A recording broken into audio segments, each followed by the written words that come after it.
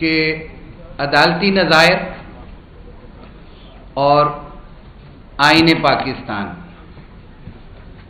Chief justice صاحب اکثر ہمیں یوں عدالت کے اندر آپ سب دیکھتے ہیں کہ آئین کی کتاب دکھاتے ہیں اور فرماتے ہیں کہ جی صرف آئین کو پڑھ لیں تو ساری چیزیں کلیئر ہو جاتی ہیں، اس کی انٹرپریٹیشن کی بھی ضرورت نہیں ہے۔ اگر یہ آئین کی کتاب ہمیں دکھائی جاتی ہے تو ہم ہمیشہ سے یہ ایکسپیکٹ کرتے رہے ہیں کہ ججز بھی ہم میں سے ہیں اور انہیں بھی اسی آئین کی کتاب سے سبق لینا ہوتا ہے اور اسی کے مطابق فیصلے کرنے ہوتے ہیں۔ تفصیل سے ابھی بات ہو گئی ہے، P L D 2021 supreme court page 446، اس کے اندر آئین کے تحت 5 ممبر بینچ نے واضح طور پہ لکھ دیا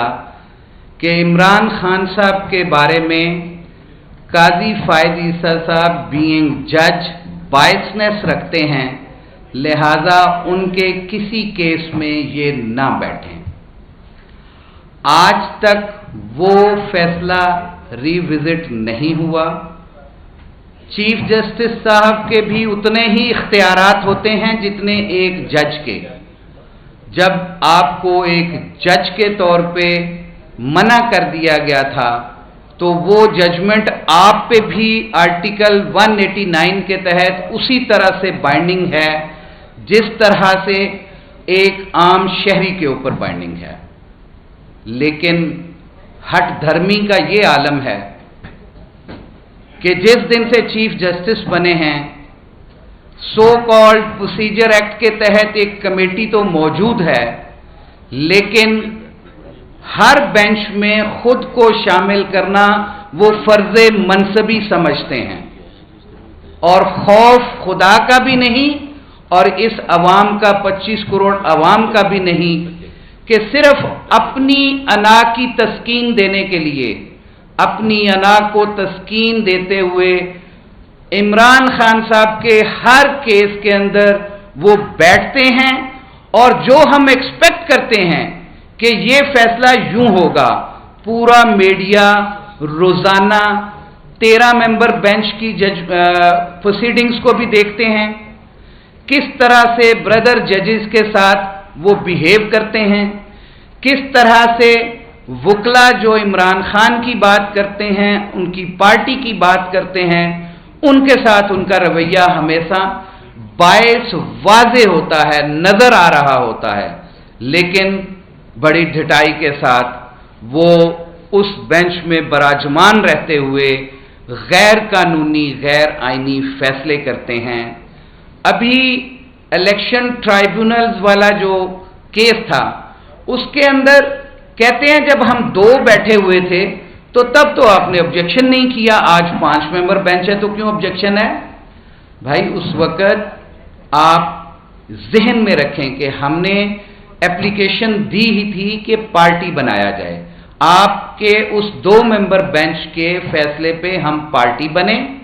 اور جو پارٹی بنے ان کے فنڈامنٹل رائٹس ایکروڈ ہیں اور پروٹیکٹڈ ہیں انڈر دا کانسٹیٹیوشن۔ جب انہوں نے پارٹی بننے کے بعد یہ اپنا پہلا آبجیکشن دیا تو under the law, under the constitution, اسی کتاب کے تحت، اس ججمنٹ کے تحت آپ کو پہلے اس بائسنس سے باہر نکلنا تھا تو پھر اس بینچ کا حصہ ہونا تھا۔ Either way you could decide it کہ مجھے اس میں بیٹھنا ہے یا نہیں ہے، میری بائسنس on the face of record ہے یا نہیں ہے، it is on the face of record. اور پھر جب آپ بیٹھ کے یہ دھمکی دیتے ہیں ایک وکیل کو کہ جی میں آپ کو پاکستان بار کونسل میں تعذیبی کارروائی کے لیے بھیجتا ہوں،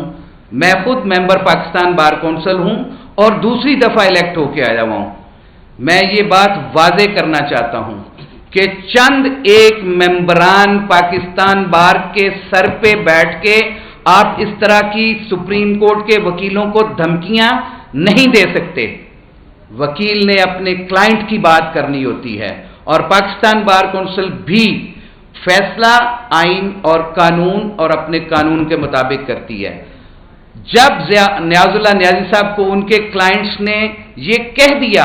कि जी हमें इन पे एतमाद नहीं है, तो देन उन्होंने अपना ऑब्जेक्शन पार्टी बनने के बाद रेज किया था। उससे पहले तो वो पार्टी नहीं है, लिहाजा वो उस पे ऑब्जेक्शन कर ही नहीं सकते। लिहाजा मैं आज आप दोस्तों की वसातत से, कल भी मैंने सुप्रीम कोर्ट के बाहर यही अर्ज किया था कि खुदारा इस मुल्क में अगर सुनहरी हरूफ में लिखे गए जजिस के साथ कोई नाम चाहता है तो फिर आइन और कानून की पासदारी करे। हम सलाम पेश करते हैं उन आजाद मनश जजिस को जिन्होंने हमेशा बेंच में बैठ के भी इख्तलाफ किया और फिर जब जाके पीछे बैठते हैं उनको राजी करने की कोशिश करते हैं तो तब भी इख्तलाफ सामने होता है, क्योंकि आइन की किताब उन्होंने पढ़ी है। मेरा काजी साहब को मशवरा है कि वो भी इस आइन की किताब को पढ़ें जिसका दर्स दूसरों को दिया करते हैं। और तमाम केसेस के अंदर आप हमारी रिव्यू पिटीशन पढ़ी हुई है जो बल्ले के निशान वाली है, हमारी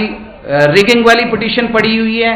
उसको फिक्स नहीं किया जाता। इसी तरह से पीटीआई ने जितनी पिटीशंस फाइल की हैं जो कि पब्लिक इंपॉर्टेंस के इश्यूज हैं उनके ऊपर केसेस फिक्स नहीं किए जाते। इलेक्शन कमीशन की पिटीशन आती है तो वो